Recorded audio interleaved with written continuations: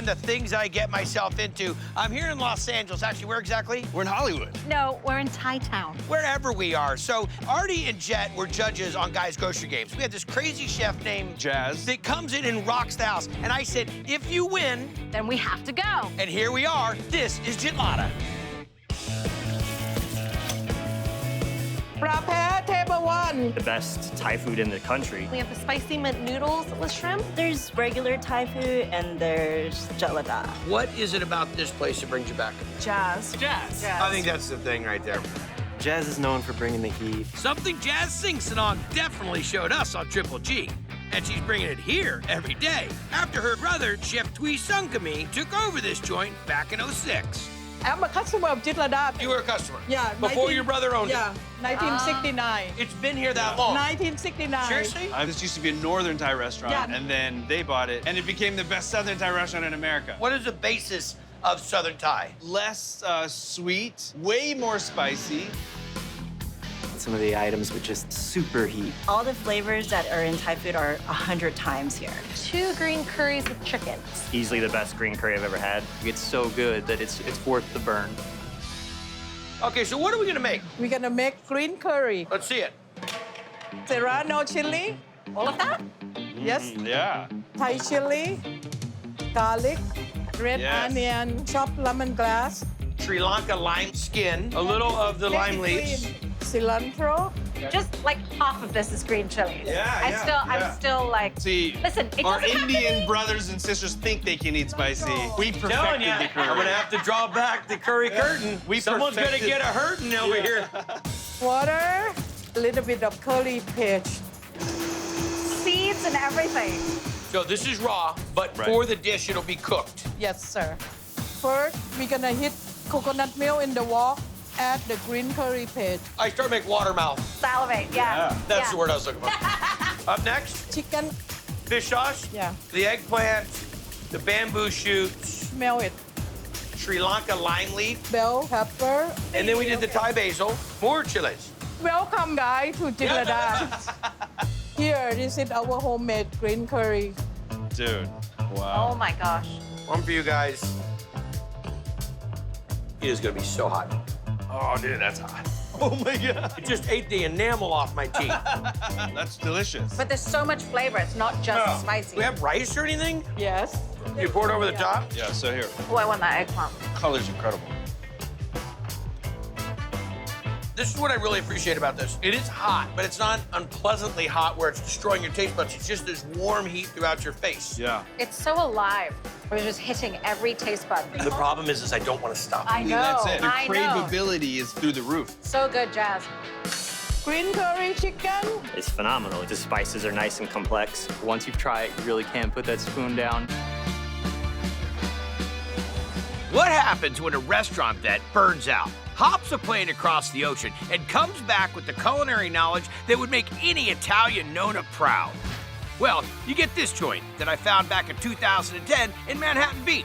I'm not even thinking about what to tell you about this. I'm just enjoying it while I eat it.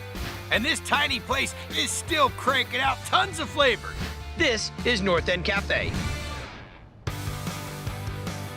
Treat yourself to Flavor Town. This is a one-of-a-kind spot in Southern California. Huevos divorciados. Triple D put him on the map, and now this place is busy all the time. Nothing my buddy, owner and chef John Atkinson can't manage. His plate's been full before. Quit the restaurant business for a while, jump on a plane to Rome, one-way ticket. No. And that was it, Italy. And that's how it started. That's how it started. Oh, sweet. All right, buddy, bring us up to speed 13 years later. We just turned 20 years last week. The restaurant's killing it. You're on that corner little spot, because that was one of the most endearing parts of it, is that you could be sitting at this little quaint joint, yet be able to see the ocean, having scratch-made food by an amazing chef. We got our carbonara. The carbonara is a staple. One of the best pasta dishes I've ever had. All right. Pasta time. I'm gonna start with a couple of cups of flour, add some beaten egg, a little bit of salt to that egg, and we're just gonna mix it up. Just knead it. Now let's get into some plastic wrap, let it rest up, take about a half an hour. About 30 minutes in the fridge. We unwrap it. Just kind of make it into a snake. Okay, so start it out at one. And feed it. So I'm gonna dust this, and I'm gonna fold it back over. Layer Number one. yourself, okay? All right, then I'm gonna kick it up to 2. kind of slowly go through it to really build this texture. I take it all the way up to 5. It's gonna go to the cutting side. Just feed it right down into your hand. Now we're cutting the pancetta. Wow, talk about great flavor. Good salt to it. Good salt. Take it. All right, we're making the sauce for the linguine carbonara. Gonna start with a little bit of olive oil. Pancetta. We're gonna sear this up nice and crisp. A little bit of garlic, a little bit of wine. There you go. A little bit of cream, ready for the pasta. That's a healthy portion. About 30, 40 seconds. Going directly into the sauce. We're gonna add black pepper, give it a nice little toss. Now we're doing a little egg white off the heat real fast. Hit it with some pecorino romano. Now to finish it, drop the sun right on top. Pasta dish, guy's gonna eat it with the egg. This is what makes the sauce. Carbonara, egg yolk is what it's all about. The pasta is phenomenal. Pancetta's got nice crisp to it, and then the only way to do it is with the pecorino romano. Nice job. Thanks, dude. I was selling 6 orders a night, and immediately I'm doing 70 orders of carbonara a day. Pasta carbonara, as seen on Triple D. It is one of the best pasta dishes I've had, and we were in Italy last year. All the dishes popping with flavor. What did you bring me? We have the Tommy Boy. It's almost like it's a short rib hamburger, which is really unique. Walk me through it. So here I got some short rib. Get everything dredged nicely, shaken off, and we're just gonna sear this stuff off and get it ready to braise. Get a nice color on this. Beef done. You got your basic mirepoix, onions, carrots, celery, tomato paste, and garlic. You glaze this, everything in here, straight in the oven, 6 hours. You took short rib, braised it down, let it cool, Let it cool. then fried it. Yeah, then dropped it in our Dixie fry. Flour, cornstarch, and Creole salt, and water. Dredge it to the fryer. And then it goes on a soft bun. Take a little bit of our Creole remoulade here, 1 piece of Swiss, cabbage slaw, fermented Fresno chilies. Look at that thing. A little more cheese, hip tang sauce. Sauce it up, baby. And there you go. Tommy Boy sandwich. I don't know that I've ever had deep fried short rib. Deep fried braised short rib. Got a little it. bit of slaw. Yep. I love that it's in the Dixie fry. Delicious. Tommy Boy for here. The Tommy Boy is very tasty. It has a unique flavor. Something about the taste buds, once it touches the tongue, it just does the thing. He deep fries the short rib, and then the pesto and the Swiss just really made it pop. John says he's going to be serving. I want to try it. I don't care what it is. I want to try it.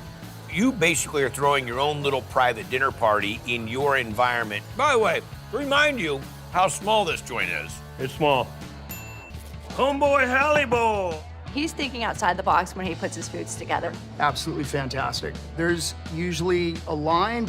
The week that we aired our first Triple D, I got 100 people standing outside my little restaurant. No idea what to do. No. Huge. Thanks, Triple D.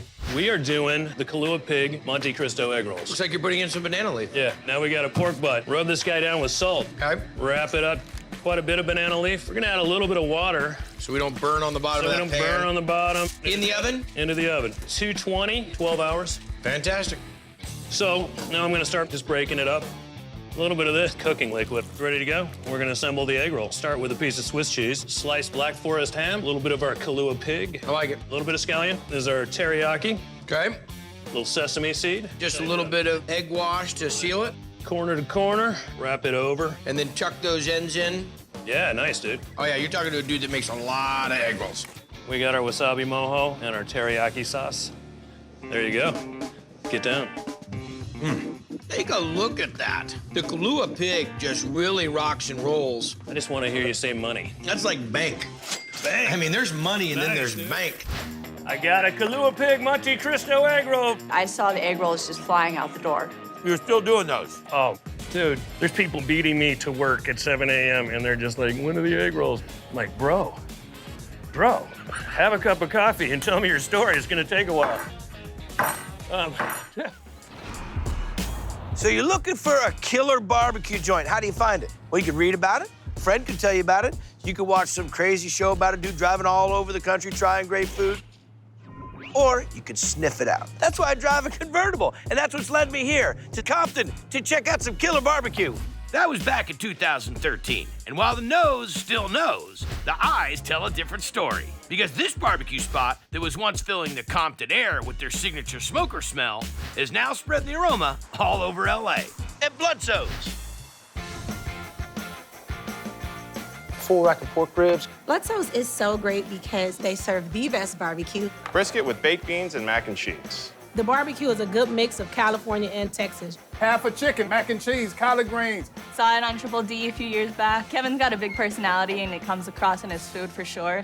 How y'all enjoying the food? That's California native and pitmaster Kevin Bludso, who learned everything he knows about barbecue from his Texan grandmother. Granny had a little small shack in Corsicana, Texas. Every summer, my mother and father would send me down there. Smoked ham hocks, Granny's gravy on there. What year was it? 2013? 13, baby, yeah. Did you think this is where it was gonna end up? You never know. Do your barbecue, just don't do no bad barbecue. Slab of ribs, sauce on the side. The ribs are good, and it's just consistently good all the time. It's a good-looking rib. To me, that's kind of like pork skirt steak. You're talking about fat and muscle, but huge flavor. So give me the rundown. Okay, a little brown sugar, white sugar, seasoning salt, chili powder, granulated garlic, coarse black pepper, cumin, cayenne pepper, oregano, granulated onion. All right. Gotta mix that up. We're gonna rub it down. You're gonna let it set up for 24 hours? 24 hours, in the cooler for 24 hours. That's the way to go, man. Temperature are we running? 250. 250 for how long? About 3.5, 4 hours.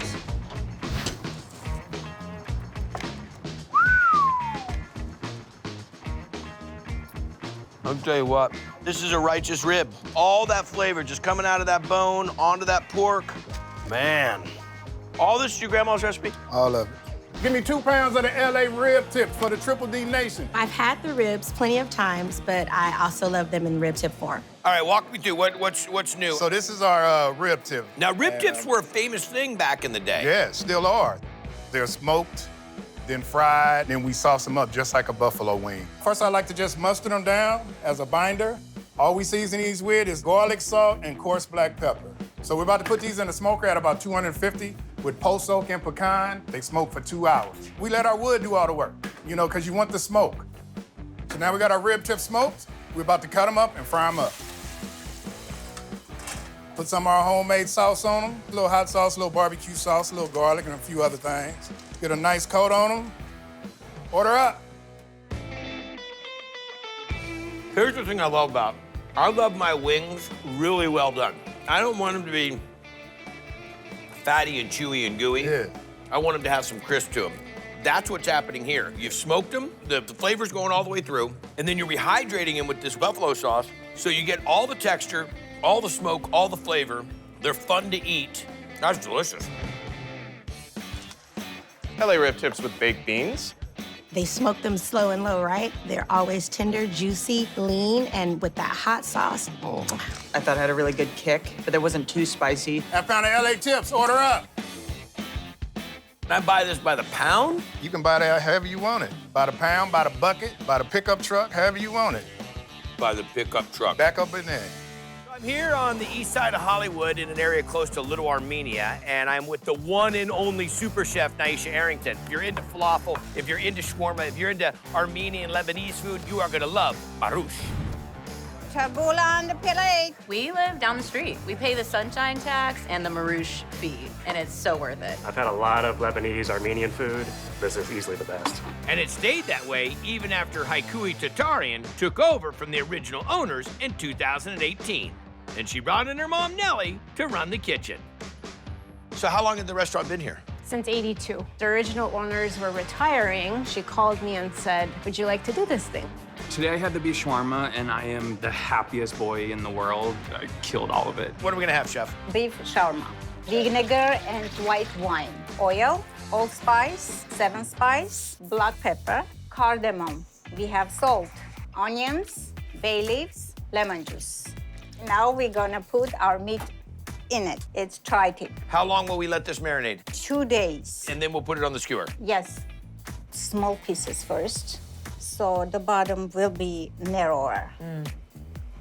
Now we're gonna top it with the fat. Continually basting itself as it cooks. I got it. Mm-hmm. And an onion. There we go. All right, now we throw this on the rotisserie. Yes. How long will it stay on the rotisserie before we're ready to start slicing? 20 minutes. That fast? Wow. So we're ready to make hummus. Yes. Cooked and cooled garbanzo beans. Tahini. Wow. Salt, garlic. Or lemon juice? Lemon juice, olive oil. Mix it with hands. With hands? Yeah. Squeeze the beans. Squeeze the beans. Kind of break them down a Yes. bit. Sort of a layering and blooming of flavors. So you create this really beautiful experience. It's like she's doing interpretive dance. When do they go to the food processor? After they rest a couple of hours. And then we add more lemon juice, more Yes. salt, more olive oil, and more tahini. Yes. This is onions and sumac. And parsley. And a little tahini. We're gonna cut the... Can I do it? Yeah, sure. It's the holiday carving knife that's my favorite part. There we go. Is that enough? Yes. We're gonna put some here and your bread. Start building. Kidoki. It's really light and fluffy. Yeah. I feel so warm up from the shawarma.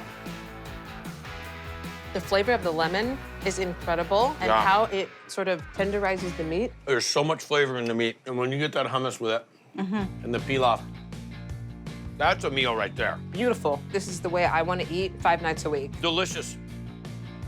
Beef shawarma? You can't come here and not have the beef shawarma. The meat is so juicy and it's so tender. The hummus is smooth and creamy. It's got a ton of flavor in it. I'm here in Studio City, California, and today, this is an interesting one. You know, I have shot diners, drive-ins, and dives all over this country, out of this country, for chefs you know and chefs you don't know. But tonight, well, no, this one's special. See, because I'm going to a restaurant that's owned by a very dear friend of mine. Well, she's actually like a little sister to me. But when I show up doing diners, drive-ins, and dives, well, the gloves are off. I'm not gonna pull any punches. I hope she's ready. Actually, I'm just kidding. This is Chef Antonio LaFaso's Black Market Liquor Bar. Ricotta nudie for Guy. It's kind of a mixture of casual and upscale. Every dish tastes of another country. Chicken taquitos for the patio. The service here is great, vibe is great, drinks are really good too. Korean chicken wings for Donnie. It just hits all the marks. And it should, because Chef Antonio LaFaso learned from a lot of the greats in New York and LA before she set out on her own. I had this moment where I was like, I want to do food that represents me. And your way of doing things is know everything about it, compose it to a plate, and live it. I feel like you're my avatar. It's like you see me. Seriously. let's plug our hair in. Plating Hamachi Crudo. The hamachi is one of our favorites. So you've got the hot broccolini, and then you've got the cold hamachi. It's absolutely delicious. We're gonna make Hamachi Crudo. Yes. So hamachi, I'm gonna just cut it down the side. Can you do me, here, hold that real quick. We're gonna break this down and dice it up. That's it. All right, next up. All right, so now we're gonna make our yuzu ponzu. First, I'm gonna smash my jalapenos. Thai basil, just break it. Yuzu. Yuzu a lot of this? I yuzu a ton of it, actually. Fresh orange juice, tamari. What did you use yesterday? Points on the cricket. And then finishing with just a little bit of sesame oil. Whisk, and we let it sit for 2 days. What are we working on next? Tempura batter for the tempura crispy broccolini. All-purpose flour, rice flour, cornstarch, kosher salt, baking powder, bubbles. So once we have the right consistency for the tempura batter, we're gonna add the broccolini, and then we can fry it. All right, next up. So now we're gonna make a shiso aioli. Go. Shiso. I don't get it. Like she's so, whatever. Okay, lime juice. No, you're not liming to me, are you? Ginger vinegar, Serrano's pickled ginger. Got it. 2 cloves of garlic, some lime zest. Shiso. You had your chance. I'm gonna blend all the liquid together. Mayonnaise in. Done. Now we're gonna build the dish. It's spicy, it's limey. All right, let's build this dish. The yuzu ponzu to the hamachi, Thai basil, mint, and then it's just about building the dish. So that shiso aioli, and then tempura broccolini, the fish. I'm trying to play it cool right now, but my mouth is just on 5-alarm water drill. Black sesame, green onion. So what I would suggest, or I'll just let you eat. That would be a good call. See, La, la, like la, I'm la, actually la, nervous la. right now for you to taste like a dish that I just made, because even when you and I are on shows together, like you don't really taste my food all that often. You taste it in pieces, but like then I just made this for you. Is it good? Do you like it? Do you hate me? You think it's gross. You love it? Try it. You hit all the marks here. Fresh, eclectic. You're giving crunchy, you're giving supple, you're giving raw, spicy factor, sweet factor. I mean, just check the box. It is delicate and balanced. That would compete with any Japanese restaurant on any level. Thank you. The Hamachi Crudo. The tempura breading is amazing. Nice crisp crunch. The surprise broccoli in there is very good as well. It's perfect.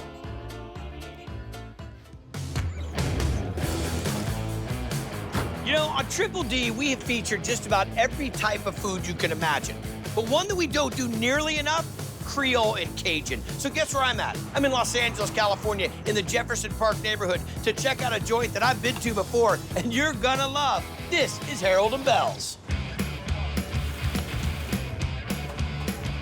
One jambalaya. Just totally unlike anything else you'll find in LA. I've catfish nuggets for the gentleman. If you want a touch or a taste of New Orleans, Harold and Belle's is the place to come. This restaurant has been in the same family for 47 years.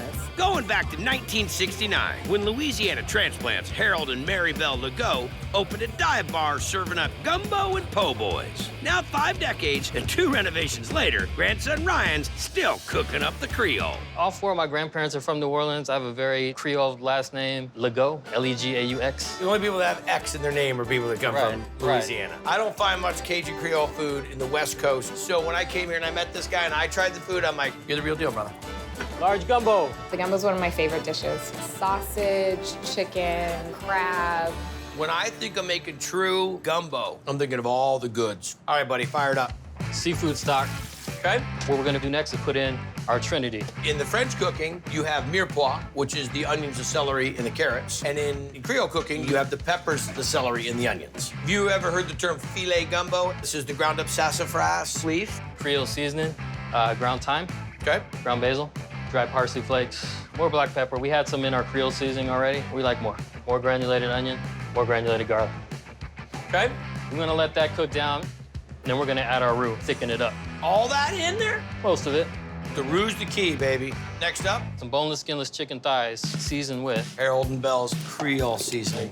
Beef hot links, diced pit ham, smoked sausage. Really key.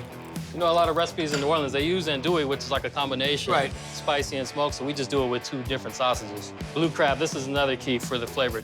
We're gonna let this cook for probably about 45 minutes. In the last 15 minutes before service, we'll drop the shrimp. Drop the shrimp in there. Okay. Oh, looks fantastic. All right, guy, you ready for some gumbo? Do it. Make sure you get you some blue crab and some shrimp on there. A little parsley. Look at this gumbo. It's not thin like stock. It's not heavy like stew. That's fantastic. You pick up that seafood, even though there was just a little bit of that blue crab. You get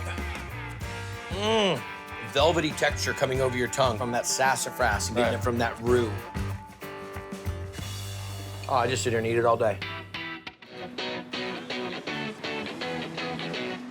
So I'm here on the edge of Koreatown in Los Angeles, right down the street from Beer Belly. Remember that place? The Duck? Oh, anyhow, I'm here to check out this Korean restaurant where they've got the traditional environment and the traditional menu. Not so much. No, this is Beer Garden, fusion grill, and craft beer.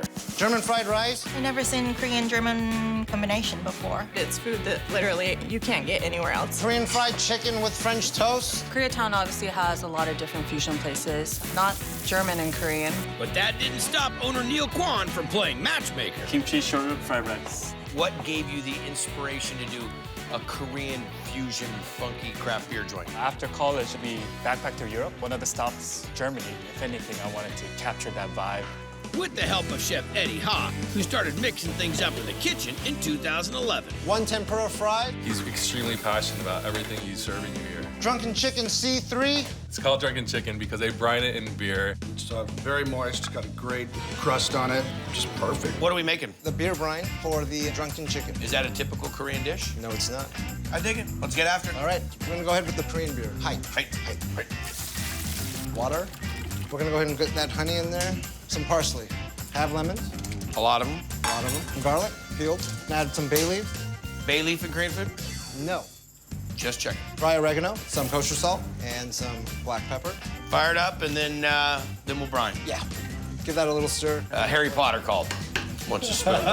Basically, we just want the salt to dissolve. Salt dissolve, bring the flavors together, and that's our brine that we're gonna use for our chicken. Yes. Okay. So we have our brine here now. It's Okay. to room temp. It smells a little like a sweet tea, unless you want to smell that. No, I just smell it, and then you probably push my head in there. We're gonna go ahead and add the chicken. Down into the party bowl. And how long are we gonna hold the chicken? About 24 hours. So now that these have brine, we're gonna add the beer to the stems. What kind of beer is this? This is a Guinness, actually. This is a dark stout, okay. And then I'm just gonna go ahead and pat this dry. I'm gonna go ahead and season with salt and pepper and some oil. So chicken down, right into the cavity and into the oven at about 400 degrees for about 35 minutes. Got it. Holy cooked up glazed bird. That's impressive. We're gonna cut right down the center. All right. And we'll go ahead and plate that with our cabbage frisee salad and garnish it with a pickled jalapeno and pickled daikon. All right, and that's it. That's it. Oh, we like to do beer can chicken, but I don't think I've ever had one that's infused and has this much flavor of beer. You get some of that nice roasted flavor from the skin. Then you get a little bite of that slaw, a little bite of that jalapeno. Chef, nicely done. Thank you, Chef. The skin's crispy, the meat's juicy. I get it every time I come here. How do you describe the menu to people? Oh man, just anything and everything that pairs well with beer. That'd be 25 types of craft beer, tapped alongside everything from kimchi pancakes to German sausage. You will leave full, happy, and comfortable. You want a funky joint, great beer, eclectic menu? Come see this guy.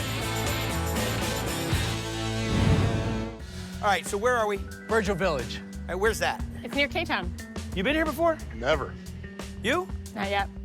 I have. It's kind of hard to find. Chef Maylin. TOC Fort Champ. And we're hungry. And there's a simple neon chicken on the outside. Sounds good. This is Daybird. Chicken's up. It's a limited menu, but everything on the menu is just perfect. Nashville hot fried chicken, but in a Szechuan Chinese ingredient style. You got the different levels of spice, you got the different dipping sauces. How do you explain? I mean, there's just a little chicken neon on the outside. They're only open for lunch. That's how you explain it. Look for the chicken. Hey, man, you guys seen a chicken in a strip mall? But when you're a proven winner, you got license to do things your own way. Tonight is a very special Diners, Drive-Ins, and Dives because we are in the home of a Tournament of Champions champ. From season 4, the one and only champ, Chef Maylin. And she wears the belt. All right, how many items on the menu? 4 main items, and then we have some sides and sauces. If you're gonna come and hang out with the champ, why won't you invite Chef Nate Appleman, Iron Chef Stephanie Izard, and the one and only Chef Aaron May? Everybody was excited to get in on this deal. We'd all love to know how you're making the magic, the great Sando. Do you say Sando or Sando? Sando. Sando, what do you say? I defer to the champ. All right, 1 medium Sando up. It is the chicken sandwich you take a picture of. From top to bottom, it's just absolutely phenomenal. Let's get into this, Chef. The chicken thighs are what we use for the sandwich. Pound out the thicker side. This is going into a brine, water, salt, granulated garlic, fish sauce, buttermilk. So we got funk, acid, and salt. Going to add that into our chicken, cover it, and let it marinate for about 12 hours. This is actually for the chili oil. We're gonna dip our chicken in it. Szechuan peppercorns, black peppercorns, coriander seed, fennel seed, cumin seed, star anise, bay leaves, and cinnamon. Get all the spices and we dry toast it until it's nice and fragrant. Once you see it, Just stick your hand in there. Your Hondo. So we're gonna go into the blender. Oh my gosh. It smells amazing. Fantastic. Add my chili de arbol into the oil. Gochujang chilies. We're gonna let that infuse, add the sugar, turn it off, and then we add in our spices. And we're gonna let it rest overnight and we'll strain it in the morning. What's next? We're gonna make our pickling liquid. We have our mirin and sugar, let that reduce by half. And we're gonna get our spices toasted, coriander, black peppercorns, and bay leaves. Add it into our reduced mirin and sugar liquid. Turn off the heat, and then we're gonna add white vinegar and our rice vinegar. Once this cools, add this over our vegetables. Shallots, Fresnos, and jalapenos. That's step 4 of the 98-step chicken sandwich. Sando. What's next? Thank you. We actually strain that liquid from the pickled jalapenos and Fresnos, mix that together, add into our honey. That's what we make our hot honey with. Holy moly. What are we making next? Who cares?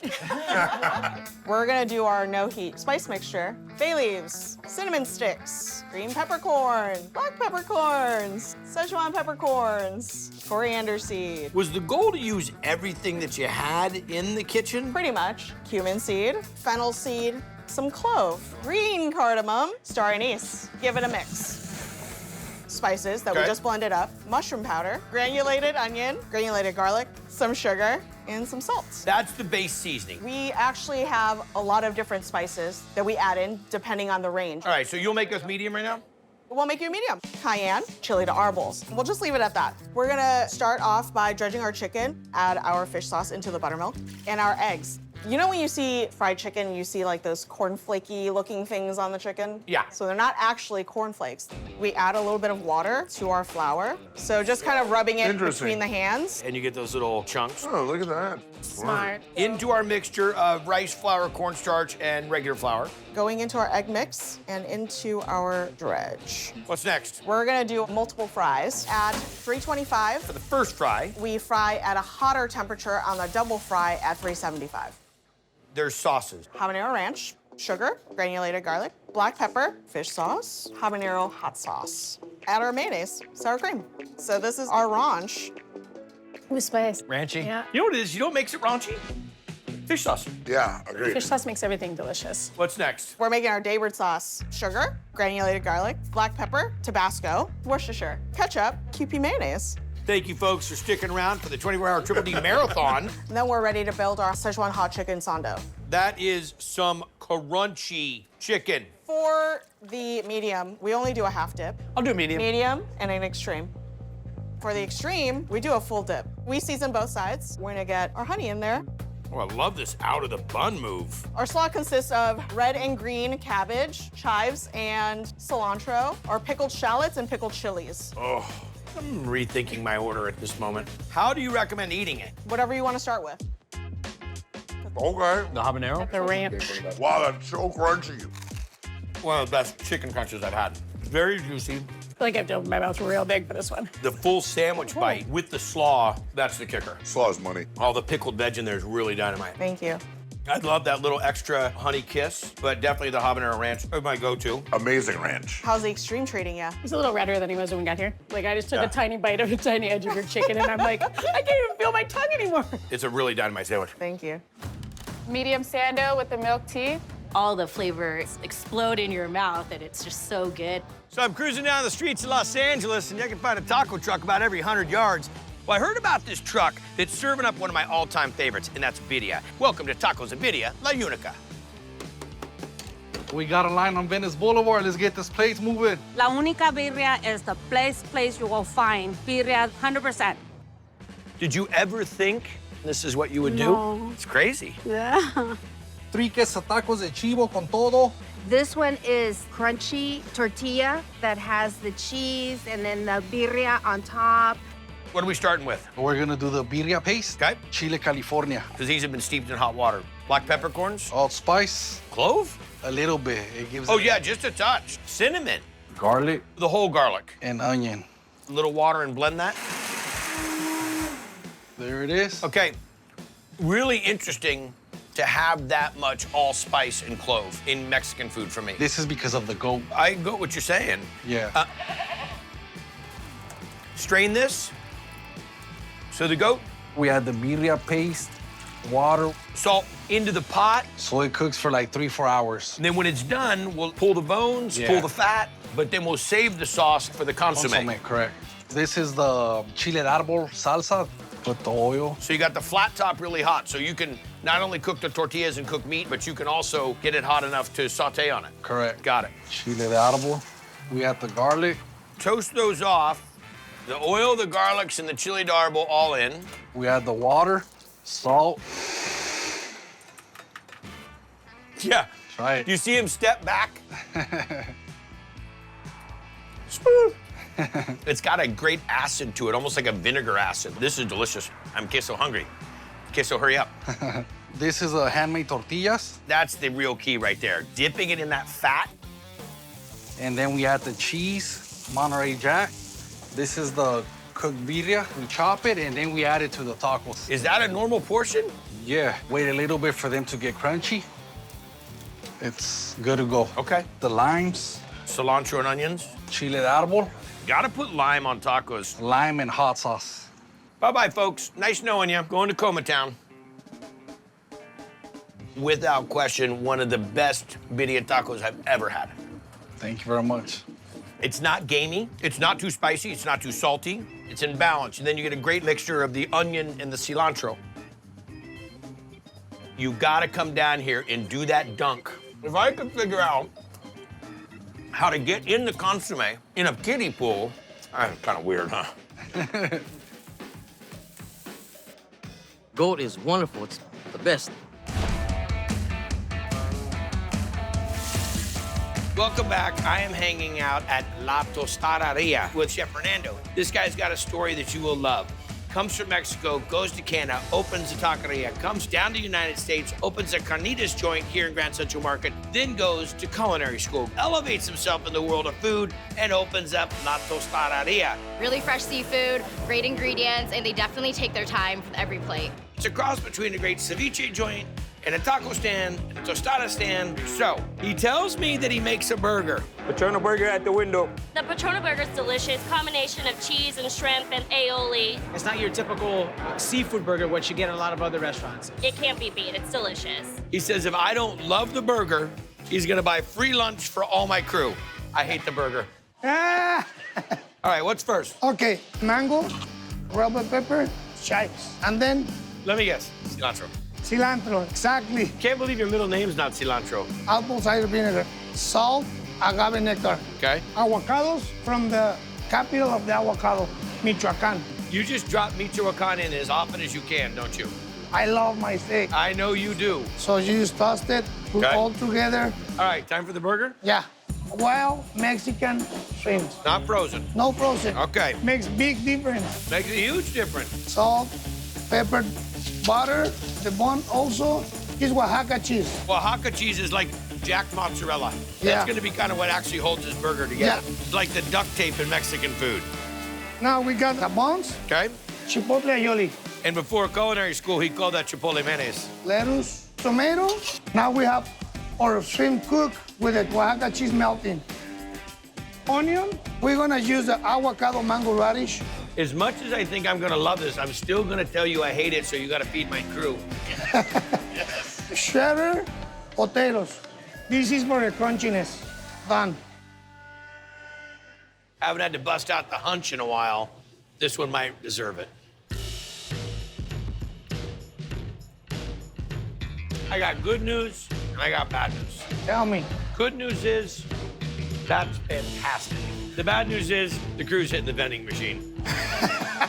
When you bite into it, you get the saltiness of the cheese, the texture of the cheese, the shrimp's cooked perfectly, and then all the accoutrements, the shredded lettuce, the chipotle mayo, the tomato, the raw onion, the phenomenal salsa with the mango and the avocado. I pride myself in my burgers. I'm known for my burgers. That right there, in my expectation level of burgers, that is about as high as they go. Thank you. Outstanding. Thank you.